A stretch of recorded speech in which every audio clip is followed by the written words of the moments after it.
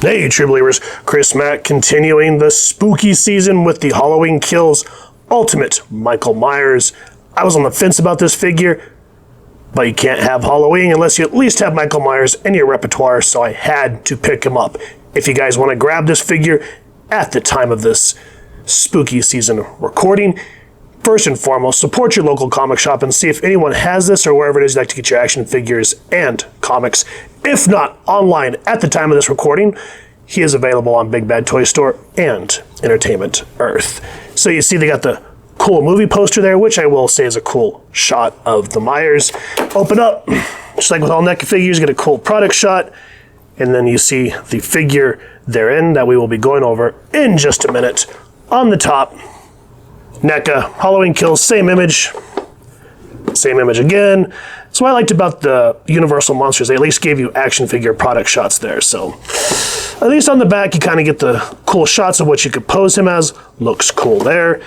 Same stuff there. On the bottom, you get all the credits of who worked on this, which I wish Hasbro and McFarlane would do that as well. That would really help a lot of artists. So that's just me. Now with that said, is this figure creepy or not? Let's get the shape out and get a closer look at him. Here's Michael out of the packaging, and he just looks like a total badass. Wasn't a fond of the film, but the scene where he takes on the entire Haddonfield Police Department, that was a very rough scene to watch. And just seeing him stand here in the carnage, the aftermath, is just gory, and one of those cool little scenes where it's like, dang, this guy is a force to be reckoned with. There's a lot to like about this figure. There are some things NECA-wise that's going to chap your hide and frost you and send you up the wall, so let's take him down and get a closer look. Halloween Kills. This is the sequel to the 2018 Halloween, directed and co-written by David Gordon Green, along with Danny McBride and Scott Teems. And unlike its predecessor, I absolutely loathed this film. It didn't add anything to the mythos, and overall didn't really feel focused. There was too many plot strands that I felt didn't go anywhere. Sheriff Hawkins and Tommy Doyle's plots being kind of the prime examples. You know, you wanted to see Tommy become this full-grown adult from the original film and try to take on Michael, and he just kind of became a liability and just a real obnoxious character. Sheriff Hawkins, I could kind of see what they were trying to do, but him and Laurie being in the hospital for 90% of the film with no urgency is what killed it. Unlike the original Halloween 2, where Laurie's in the hospital, she's banged up, and Michael comes to the hospital for her, and then all the craziness happened out in the streets of Haddonfield with, I think it was, what was Laurie's boyfriend's name? I can't remember for the life of me off the top of my head. But anyway, he gets shot wearing a blonde version of the Michael Myers mask and all that stuff. It was intense. As where in this film, they flipped it where the intensity, like the mobs and all that stuff, and then the escaped mental patient going in the hospital, and they were going, evil dies tonight. It just didn't add any suspense. But anyway, I digress. The opening of the movie, lots of potential, and it just kind of fell apart from there. Let me know what y'all thought of Halloween Kills. Now, with that said, let's talk about the accessories that this character comes with, which is a really cool plethora. So we'll start off with what you kind of see towards the beginning of the film when Tommy Doyle first thinks that Michael's outside of the bar, and he carries old Huckleberry here outside to take care of him in the couple's car. I do wish that this had that etched old Huckleberry on here. That would have been cool. And, you know, the bat in the movie was a lot more rusted, so I wish this kind of had a more weathered look, but still, cool looking baseball bat. The other one that I prefer is this piece, the Halligan bar, which I think is a multi-purpose rescue tool for fire departments, which makes sense since when Michael gets out of Laurie's house after being burned alive, he takes out the entire Haddonfield fire department with basically this and a bone saw or whatever that saw was. And you can see it's already dripping with blood. So that's going to look horrific on your shelf. Very great silver. The way it sheens and reflects in the light looks great. He does come because his fingers get severed, so he has more of a gripping hand with his severed pinky. then we get kind of these two... Oh, there goes the hands. Now that I reclaimed the severed hands and decided to fly from me, they both kind of have this gripping look about them where they're kind of more of a resting hand. And this one's supposed to hold a mask, but I cannot get it to work on this hand, so it is what it is. But the bandages, the blood, the darkened fingers look great. Very great attention to detail there. Comes with another mask. This one's more of the blacked out eyes that I prefer. This one you can actually kind of see, not so well in this light, but you get an actual eye, or at least you can see skin underneath. The hair on both of them look great. The slash on the mask there with the blood, and then of course the burn side, which is what makes both of these pieces awesome in my opinion. And you just tell how used up and weathered this mask is, since this is supposed to be the original one from the 70s, and this is some odd years later, so you can see the wear and weather and tear of it. So good stuff there. Everything's just flopping out of my hand. The, oh boy, this thing. The halogen light, I think it's halogen light. You know, those big long tubes that you put up in the thing. The way that Michael kills that poor old lady at the beginning of the film with this, you can see that's not really dried, it's not dark, so it's still brightly red. The way he just stabs her in the throat with this thing is just hard to watch. And they at least made sure to put the prongs on there, so that looks good. But yeah, that's rough to look at. It comes with two knives. And the way he takes out the old woman's husband, my God, the way he drags him up on the table and just knife after knife and just makes him a freaking pen cushion is brutal. So I like that we get different ones instead of both of the hilts being the same. So we get a silver one with a black handle, and it just sheens nice in the light like that. And the more dark, like you can see that the blood's starting to dry on this one, but the silver still shines, and this one has more of a tan handle. So I like that we at least get a different look on both of them. The piece that I like the most out of this whole thing is this mask. Why do you ask? As even though the movie itself wasn't that great, I do appreciate this little Easter egg. So at the beginning, there's these bunch of these little turds running around starting crap with everybody, stealing candy out of people's houses and whatnot. And they don't even listen to the riot team as they say, come out, you know, don't be in the park, you're gonna get murdered. And they're like, oh, one of our friends went to go play hide and seek with this creeper who keeps popping in and out behind a tree. And then you kind of wait to see Michael holding this bloodied mask. Now it's cool, it's a skull mask, but what makes the Easter egg great is you come around here, and that, my friends, is a silver shamrock pendant. Why is that significant, you ask? This is a mask that would have been part of the Halloween 3 Seasons of the Witch, the dun dun dun dun happy happy Halloween, and then the mask kills the kids or whatever. So I do appreciate that the film crew paid attention to detail and made a nod to John Carpenter's Halloween 3, which is one of my favorite Halloween films to date. And the mask itself with the smashed in blood looks great. The gritted teeth, just a beautiful, horrific piece. And then it's folded here so that you can use one of the hands. But what I was talking about with this hand is you'd think that it would hold it. No. This one, yeah, there you go. So you put that on Mike like that, and you're going to be good to go.